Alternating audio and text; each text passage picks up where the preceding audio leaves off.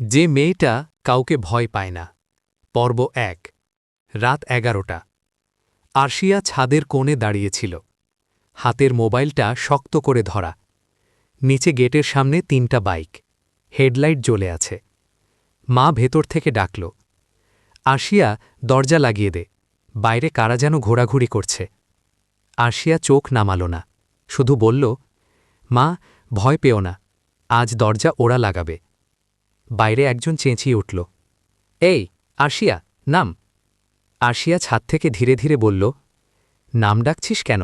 সাহস থাকলে ওপরে আয়। একজন হেসে উঠল, বেশি কথা বলিস না, তোকে সাবধান করতে এসেছি। আরশিয়া ঠোঁট বাঁকিয়ে হাসল। তার কণ্ঠ শান্ত কিন্তু ধারালো। সাবধান আমি তখনই হই যখন ভুল করি, আর ভয় আমি শুধু আল্লাহকে পাই। তুই বেশি উড়ছিস, বেশি করছিস, চুপ থাক। আরশিয়া জবাব দিল, চুপ থাকলে যদি বাঁচা যেত তাহলে ইতিহাসে এত লাশ থাকত না। এক মুহূর্ত চুপ। তারপর, শেষবার বলছি, পিছিয়ে যা। আরশিয়া ছাদ থেকে নেমে আসতে আসতে বলল, শেষবার বলার অধিকার শুধু তারই থাকে যার হারানোর কিছু নেই। আমার হারানোর কিছু নেই। তখন হাজির হয় নিহাল। অন্ধকার থেকে একজন এগিয়ে এলো। নিহাল। সে কাউকে ধাক্কা দিল না, চেঁচাল না, শুধু বলল, চলে যাও। একজন বলল, তুই কে? নিহাল তাকালো আরশিয়ার দিকে। তারপর ধীরে বলল, আমি সেই মানুষ যে মেয়েটাকে তুমি ভয় দেখাতে এসেছ, তার পাশে দাঁড়ায় শব্দ না করেই। আরশিয়া প্রথমবার তার দিকে তাকাল।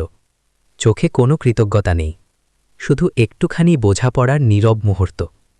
বাইকগুলো চলে গেল। নিহাল হাঁটতে শুরু করল। আরশিয়া পেছন থেকে বলল, থামো। নিহাল থামল। তুমি কেন এলেছিলে? নিহাল ঘাড় না ঘুরিয়েই বলল, কারণ কিছু মেয়েকে ভালোবাসতে হয় না, কিছু মেয়েকে শুধু একা না থাকতে দেওয়াই যথেষ্ট।